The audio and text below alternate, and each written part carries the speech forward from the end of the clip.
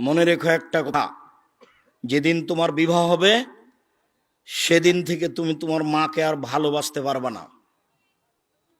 যেদিন বউ বাড়িতে আসবে সেদিনই তোমার মাকে আর তুমি ভালোবাসতে পারবে না। পরিস্থিতি তোমার উল্টে যাবে।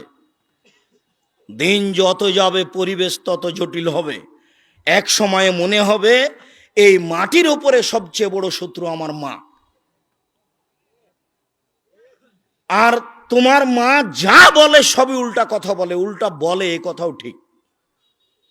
আরে টাকা দিয়েছো তুমি ফল খেতে, টাকাটি তোমার মা তোমার বড় বোনকে দিয়ে পাঠিয়ে দিয়েছে। মা সেদিন যে টাকা দিলাম, ও টাকা খরচ হয়ে গেছে, কি করলেন? টাকা তোর বড় বোনকে দিয়ে দিয়েছি। আরে আমি আপনাকে ফল খেতে দিলাম, টাকা দিলাম ফল খাওয়ার জন্য, আর আপনি টাকা দিয়ে দিলেন মানে? অবাক। আপনার ছেলে আর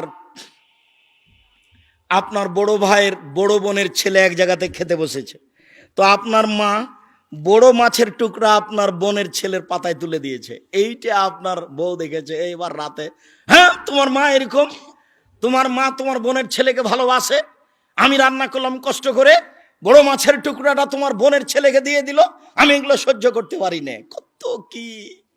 আপনি সন্ধ্যায় এসে দেখছেন আপনার মা বিছানে পেশাব করেছে, উঠতে পারে না, বিছান গন্ধ করছে। আপনি বলছেন, হ্যাঁ তুমি আমার মায়ের বিছানা পরিষ্কার করনি, আমার মায়ের চাদরটা ধুয়ে দাওনি। তখন আপনার বউ বলছে, তোমার মাকে তুমি দেখো, তোমার মায়ের বিছানা তুমি পরিষ্কার করো, ওই ঘরে ঢুকলে তোমার মা আমাকে অকথ্য ভাষায় গালি দেয়, আমি তোমার মাকে দেখবো মানে? আপনার মা অকথ্য ভাষায় গালি দেয়, এ কথাও ঠিক। নেন এবার কি করবেন? এত কিছু করার পরেও মা যে ঘরে থাকে সেই ঘরে তুমি জোরে হাঁটতে পাবে না। আমি বলিনি, আল্লাহ বলেছে। এত কিছু বলার পরে তোমার মা যে ঘরে থাকে সেই ঘরে তুমি জোর করে কথা বলতে পাবে না। ফালা তাকুল্লাহুম উফফিন ওয়ালা তানহারহুমা, এ কথা বলতে পাবে না। আল্লাহ নিষেধ করে দিয়েছেন, এটা নগদ অর্থ। ঝাঁকি দিয়ে কথা বলতে পাবে না। হ্যাঁ আপনি এই করলেন সেই করলেন, একবারে টোটালে নিষেধ, আল্লাহ বলে দিয়েছে। অকফিজলাহুমা জানাহাজুল, হাত নিচু করে যেতে হবে। মনে পড়ে না একদিন দৃশ্য নকল করছিলাম, মনে পড়ার তো কথা, যে রাজশাহীর মেয়র এসেছেন নওদাপাড়ায় আমচত্বরে, তো শাহ মকদুম থানার ওসি এইভাবে দাঁড়িয়েছেন, এইভাবে দাঁড়িয়ে বলছেন, স্যার এখন কি করব স্যার? তা আমি তো দৃশ্য দেখে অবাক হয়ে গেলাম, আমি তো পাশে বসেছিলাম সেই দিন, যেটা ব্যাপার কি, এটাতে ছিল মায়ের জন্য, এইটা কি করে মেয়র পেল? এটা তো মায়ের জন্য ছিল, কিভাবে কিভাবে এখানে চলে আসলো? অথচ মায়ের সামনে এভাবে যাওয়ার কথা আল্লাহ বলছে।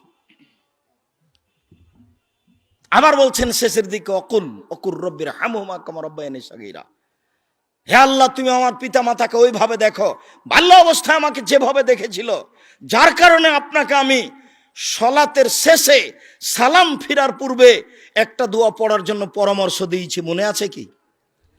রব্বির হামহুমা কামা রাব্বায়ানি সগীরা। আর এইটা যেন মনে থাকে এর জন্য কি বলেছি বলেন তো দেখি? জাযাকাল্লাহ খায়ের। 2 রাকাত সালাত আদায় করতে হবে। 2 রাকাত সালাত আদায় করে আল্লাহকে বলতে হবে, আল্লাহ তুমি আমাকে এই দোয়াটা বলার তৌফিক দান করো, আমি যেন না ভুলি।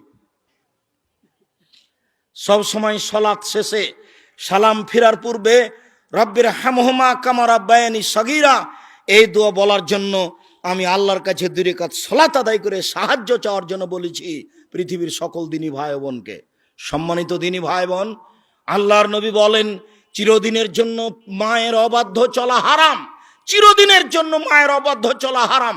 এই বেটা শোনো, আরো তোমাকে সতর্কতার সাথে বলছি, তুমি বারবার পেশাব করছো, তুমি বারবার পেশাব করছিলে বিছানে, তখন তোমার মায়ের জন্য একটা জায়েজ ছিল একটু হাসি মুখে আঘাত করা, এই অত পেশাব করিস কেন রে, এইটা তোমার জন্য জায়েজ ছিল।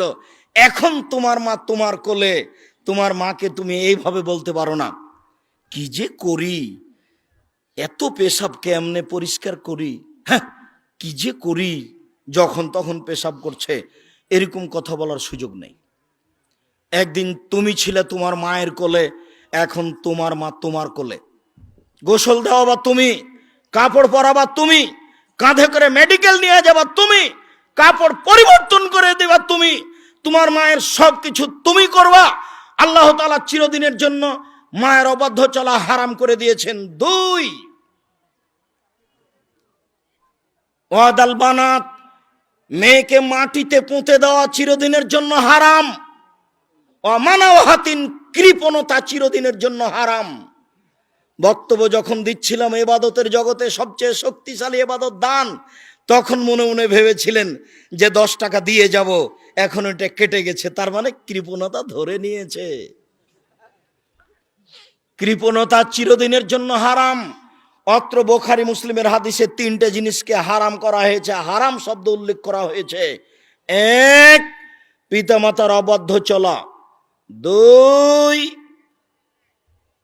মেয়েকে মাটিতে পুঁতে দেওয়া। 3, কৃপণতা করা। কায়েস ইবনে আসিম রাদিয়াল্লাহু তাআলা আনহু বলেন, আল্লাহর নবীর কাছে এসে, ইয়া রাসূলুল্লাহ, ইন্নী ওয়া'আদতু সামানিয়া বানাতিন লি, আমার 8টি মেয়েকে আমি নিজে হাতে মাটিতে পুঁতে দিয়েছি। ও তার 8টি মেয়েকে নিজে হাতে মাটিতে পুঁতে দিয়েছে। সম্মানিত দিনী ভাই বোন, বিবরণে বোঝা যায় জাহেলিয়াতের যুগে মেয়েদেরকে মাটিতে পুঁতে দেওয়া হতো। সংক্ষিপ্ত বিবরণে মেয়েদেরকে সমাজে দাম দেওয়া হতো না। হিন্দুরা মেয়েদের সমাজে দাম দেয় না। আজও হিন্দুরা মেয়েকে জমি দেয় না। বোকা শ্রেণীর কিছু মহিলা আপত্তি তুলেছে, মেয়ে পাবে 1 ভাগ আর ছেলে পাবে 2 ভাগ। এটা তো আমাদের সাথে অন্যায় হয়েছে। ও তো আসলে বুঝতে পারেনি আমার কেন 1 ভাগ, ভাইয়ের কেন 2 ভাগ। আরে শোনো শোনো, তোমার হলো 1 ভাগ আর তোমার স্বামীর হলো 2 ভাগ, এখন হলো 3 ভাগ। দেখো ঠিকই আছে, তোমার ভাইয়ের হলো 2 ভাগ আর তোমার ভাবির হলো 1 ভাগ, দেখো এখন ঠিকই আছে। বুঝা যায়নি মনে হয়। আরো জরুরি কথা যে তোমার বাপ মারা গেছে, তোমার বাপের যত বন্ধু বান্ধব আত্মীয় স্বজন ছিল এখন সব তোমার ভাইয়ের বাড়িতে আসবে, কেউ যাবে না তোমার বাড়িতে। তাহলে তোমার বাপের উত্তরাধিকারের হিসাবে খরচ তোমার বেশি না তোমার ভাইয়ের বেশি?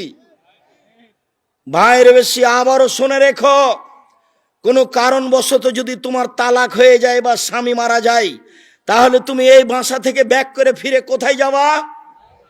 ভাইয়ের বাসায় যাবা। তাহলে তোমার ভাইয়ের জমি জায়গা কম হতে হবে না বেশি হতে হবে? আল্লাহ 3 ভাগের 1 ভাগ মেয়েকে দিয়েছেন, 2 ভাগ ছেলেকে দিয়েছেন, এটা অন্যায় নয়। হিন্দুরা মেয়েদেরকে কিছুই দেয়নি, আজও দেয়নি। সতীদাহ তো বহু দূরের কথা, স্বামীর সাথে জীবন্ত জ্বলে যেতে হবে আগুনে, এটা তো ভাবাই যায় না। আজও বহু প্রথা আছে হিন্দুদের মাঝে, যদি স্বামী মারা যায় তাহলে তাকে একটা নির্ধারিত গাছের নিচে দিয়ে নিয়ে গিয়ে যেমন ভাবে পাঁঠাকে বলি দেওয়া হয় তেমন ভাবে মেয়েকে জীবিত হত্যা করা হয় এখন হিন্দুদের কাছে। আর ইহুদি খ্রিস্টানদের কাছে মেয়েদের কোনো দাম নেই। ইহুদি খ্রিস্টানেরা আজও ওই মেয়েকে বাড়িতে রেখে দিতে পারে, ওই মেয়ের বিবাহ দেওয়ার প্রয়োজন নেই। আজও তার জমি জায়গা দিতে হবে, এটা তারা হিসাব করেনি। আজও তাদের নীতি আছেই যে মেয়ে মানুষ, মানুষ কি প্রাণী আছে তার ভিতর, প্রাণ আছে কি না, ও মানুষ কি না এটাই সন্দেহ। ইহুদি খ্রিস্টানদের এইটা হিসাব, যার কারণে তাদের বিবাহ শাদী নেই, তারা মহিলাদের 5 পয়সা দাম দেয় না। সম্মানিত দিনী ভাই বোন, মহান আল্লাহ নারীদের অনেক মর্যাদা উল্লেখ করেছেন। যে যেখানে আছেন অল্প সময় খেয়াল করবেন, আমি আপনাকে কয়েকটি আয়াত, কয়েকটি হাদিস পেশ করে নারীদের মর্যাদা উল্লেখ করছি। এই ছেলে, কিছুক্ষণ অপেক্ষা করো। আপনারা যে যেখানে আছেন কিছুক্ষণ সময় কষ্ট করে হলেও দাঁড়িয়ে থাকবেন। আমাকে দেখতে পান আর না পান, চিরদিন এই গতি আসবে না। আর আমি বছরে 5টা 7টা জালসায় আপনাদের বগুড়ায় আসব, এই নীতিও বন্ধ করেছি।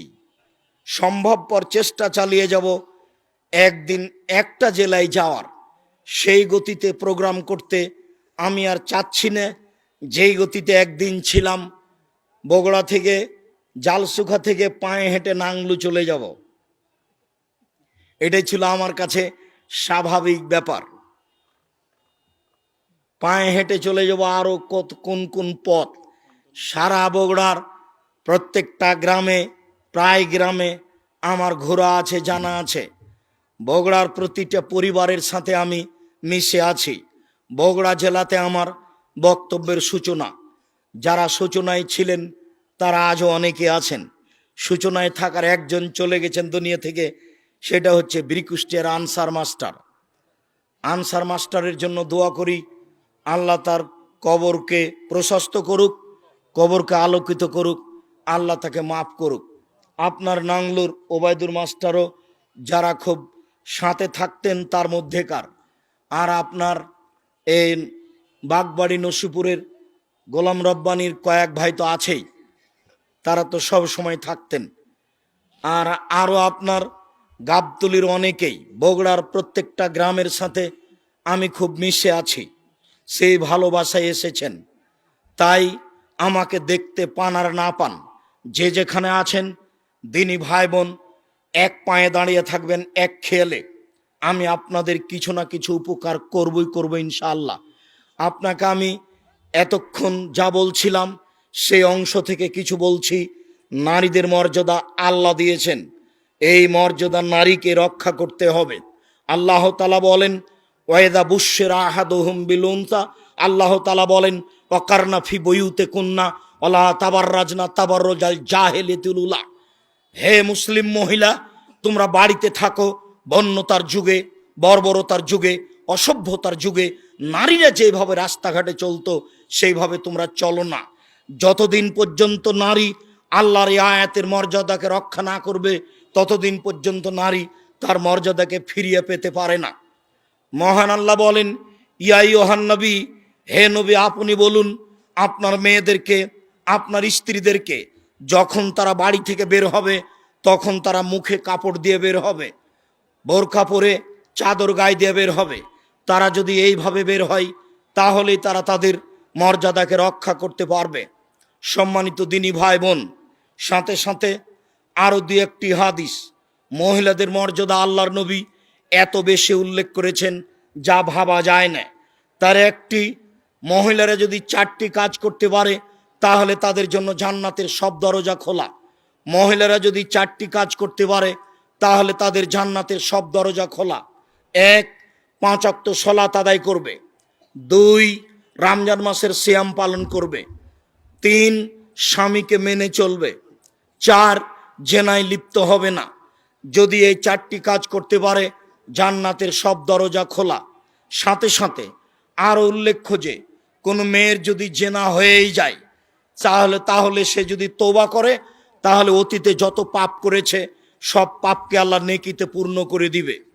সম্মানিত দিনী ভাই বোন, আপনাদের জন্য জরুরি সুসংবাদ যে আপনারা যদি অজু করার পরে আশহাদু আল্লা ইলাহা ইল্লাল্লাহ ওয়া আশহাদু আন্না মুহাম্মাদুর রাসূলুল্লাহ বা আশহাদু আল্লা ইলাহা ইল্লাল্লাহু ওয়াহদাহু লা শারীকা লাহু ওয়া আশহাদু আন্না মুহাম্মাদান আবদুহু ওয়া রাসূলুহু, এই দোয়া বলতে পারেন তাহলে জান্নাতের 8টি দরজা খোলা। শুধু যে নারীদের জন্য এই বিশেষ মর্যাদা তা নয়, আপনাদের জন্য বিশেষ মর্যাদা রয়েছে। মর্মে নারীদের মর্যাদা অধিকার নিয়ে সংক্ষিপ্ত বিবরণের এই পর্যায়ে এসে বলছি। সম্মানিত দিনী ভাই বোন, আপনারা এই নিমগাছি মাদ্রাসাকে মূল্যায়ন করবেন। যার যতটুকু সম্ভব আপনারা যাওয়ার সময় দান করে যাবেন, কম হলেও বেশি হলেও।